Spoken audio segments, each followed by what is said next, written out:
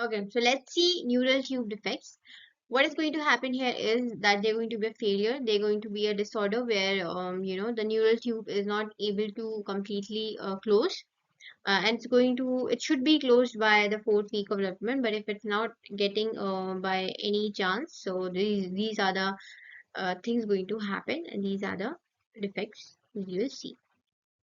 So it's going to be associated with the maternal folate deficiency during the pregnancy. If the mother is having folate deficiency during the pregnancy thing, then these are the things going to happen. And what going to be diagnosis is going to be through ultrasound, maternal serum, alpha folate protein we are going to see, and where we will find the high percentage in open neural tube defects.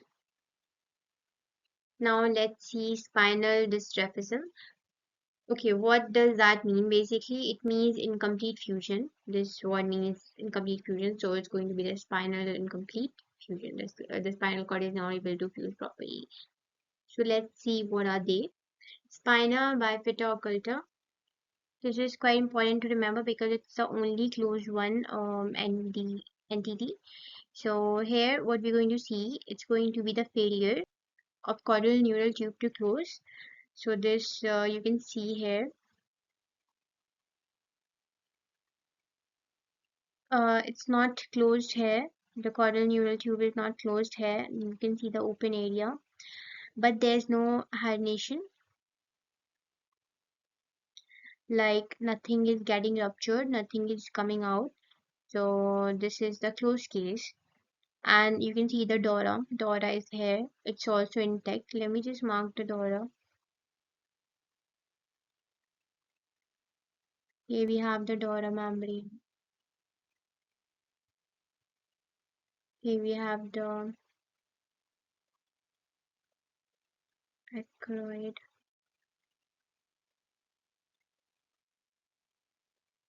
and the.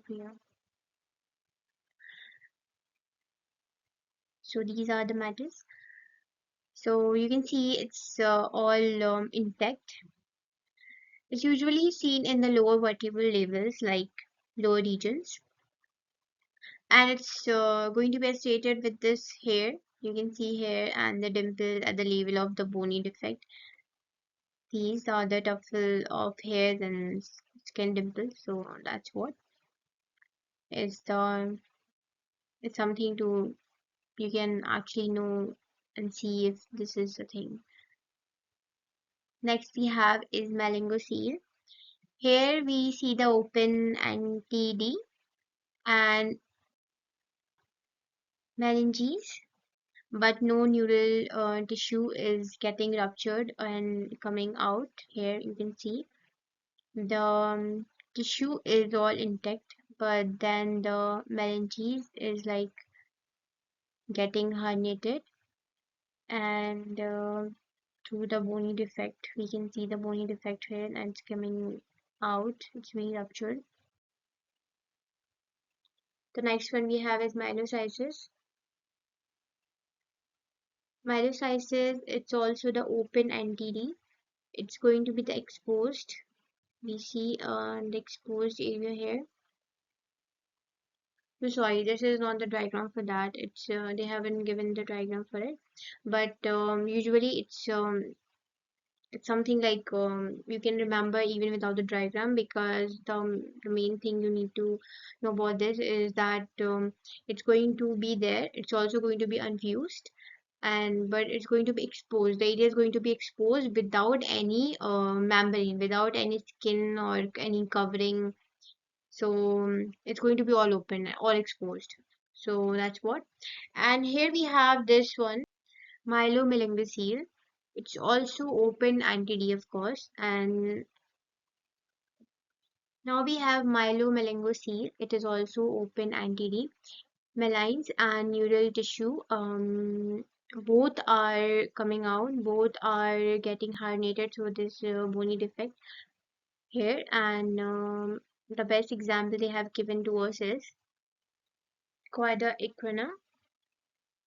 It usually happens when the nerve roots in the lumbar spine are compressed, and they're cutting off the sensation and the movement. So the nerve roots that control the function of the bladder and the bowel are especially vulnerable to damage. This is what happens in this case. Now we have cranial dystrophism. So again, it's the failure to fuse, incomplete fusion. So now we're going to see the cranial one, the brain one. So here we have Anencephaly. It's also open entity. So one thing you need to remember, the closed one we have it just one. And this one also was different because it was all exposed. Now we have the in the cranial one we have this all open also. So the open entity, it's going to be the failure of rootal neuropore to close. Earlier we had the neural tube things, like earlier we had this neural tissue, but now we have the rostral neuropore. In this case, this is something we need to differentiate and remember. Here we were seeing that it was the neural tube which was not able to close, but here it's not the neural tube, of course, it is the rostral neuropore. So this is the difference we see. And so what this is going to cause is no forebrain is going to be there.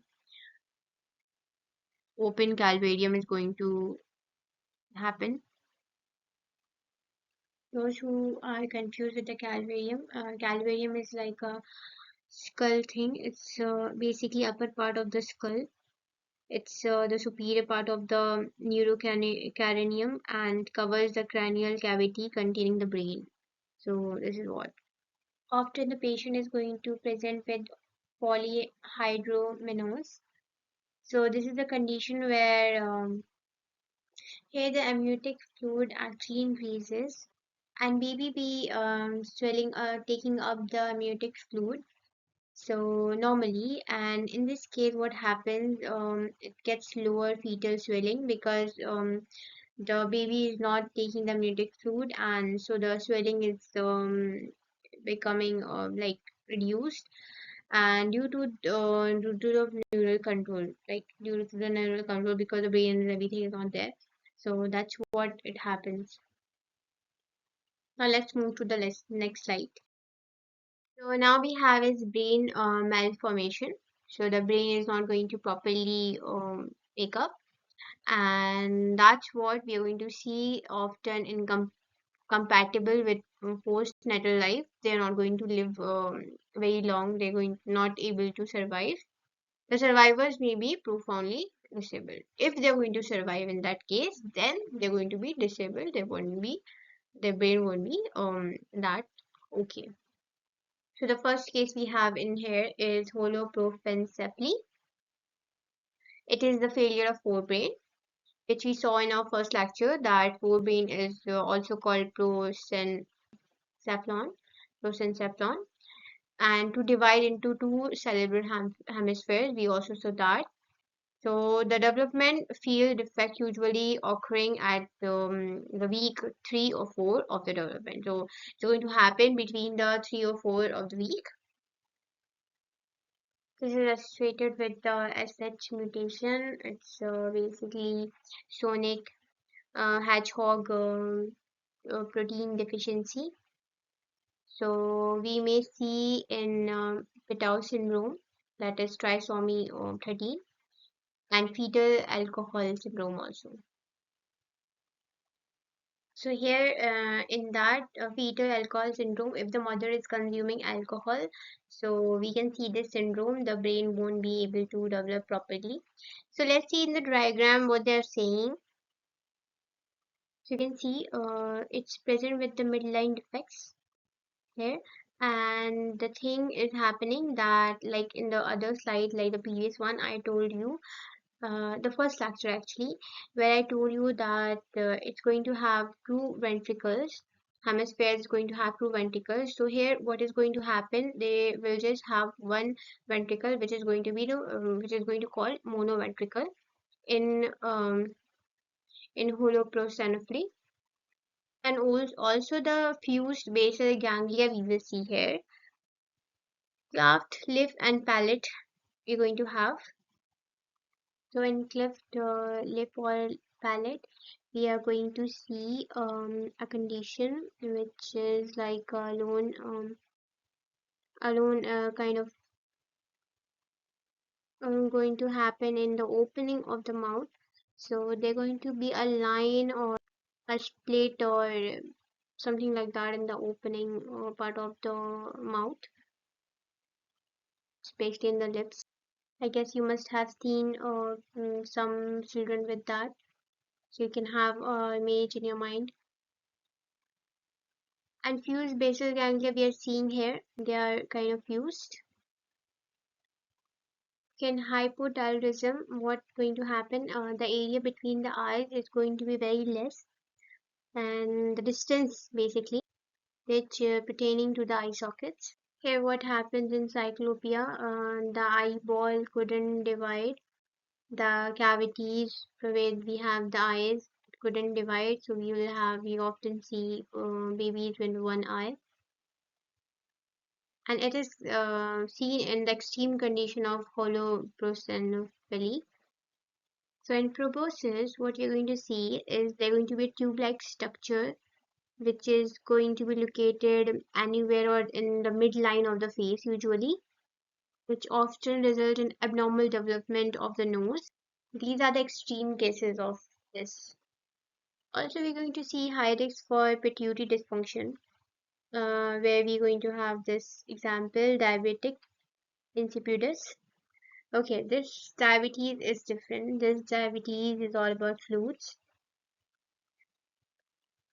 It usually occurs when the body cannot regulate how it handles the foods, and this condition is usually caused by hormonal abnormality. However, this is not related to diabetes. We can say it has all to do with the salt and water metabolism. Now we have Lissencephaly. Here we are going to see the failure of neural migration. So the neurons cannot migrate properly because the paths are missing or they do not end up where they want to belong. Where we're going to see smooth brain surfaces here. Like here you see in this normal condition.